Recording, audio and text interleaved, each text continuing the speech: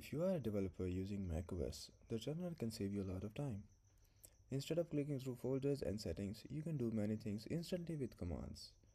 In this video, I'll show you 10 Mac terminal commands every developer should know. Alright, let me open the terminal and start with the tutorial. Okay, now that terminal is open, the first command is pwd, which stands for print working directory or present working directory. It shows current folder you are working in. It's simple as that. So, see, it's just like that. Alright, the second command is ls, or as it stands for list files. This command lists all files and folders in the current directory. Just like this, let me show you. It shows all the directories in it. Now it has a flag -la. Yes. You see, as you can see, it shows all the hidden files and folders and more detailed information. Alright, the third command is cd, or change directory. It allows you to move between folders and directories. For example, if I type cd desktop, it will move into a desktop directory. Now if I wanna go back, I'll just type cd dot dot. Dot dot means move one directory back. It's just like that. cd and directory name in order to move into directory. For example, if I use ls, it will shows all the directories. Now if I want to go into the movies directory, I'll just type cd movies, or the easiest way is just type mo and press tab. It will complete the directory, and press enter. Now we are in the movies directory. Alright, the fourth command is make directory, or mkdir. This command allows you to create folders or directories. For example, if I type mkdir project-demo, it will create a folder with the name project-demo. Let me show you how. And now when we type ls, it will show TV and project-demo. See, the folder is created. And if you want to move into that folder, we will just type cd and project and press tab. It will automatically complete the name, and press enter. We will move into that folder. The fifth command is touch. If you want to create a file quickly, you can just use touch command. Sometimes developers need to create files quickly. This command helps with that. For example, let me show you how. We'll type touch and index.js, and it will create a file named index.js in the project-demo folder. Okay, let me show you now that the file is created. We'll type ls, and as you can see, the index.js is present in the folder called project-demo. So ls lists all the files, touch creates files, cd can help you move or change directories, make directory command can help you create directories. Alright, the next command is rm, which is used to delete files.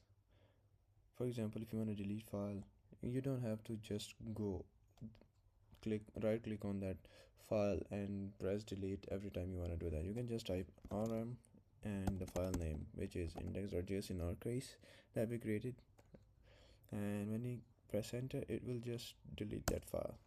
Now let me show you that the file is deleted. We'll press ls, and project demo is now empty. So rm deletes the files. Alright, let me give you a warning.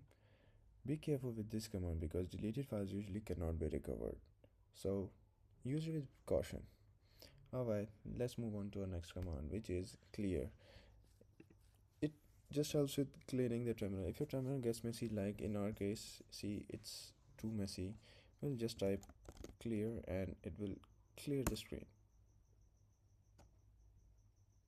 And just, yeah, as you can see, everything is cleaned up. Well, basically it just scrolls up, but You get the point. It just cleans up.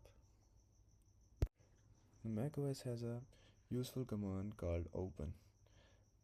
If you type open space dot, it will open the current file in Finder. Let me show you how. Just type open space dot and it will open project-demo in the Finder. See, it opened the project-demo folder in the Finder. In this way, you can open files without actually going into that directory in Finder and clicking it and opening it up. You can just simply type open dot and you can open it. Simple as that. Alright, now if you want to see the history of the previously used commands, as most developers need to see their previous commands that they have used, you can just type history and it will show you all the commands that you have used so far. As you can see, we have used pwd, ls, ls-la, ct desktop, blah blah blah, and it lists all the commands that we have used so far. History helps with that.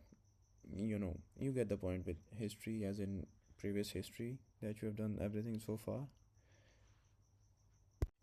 Alright, the final command is grep or grep, whatever you like. This command allows you to search for specific text inside files, which is extremely useful for developers when working with logs or large code bases. Let me just demonstrate it by creating a sample file, and you can see what I mean.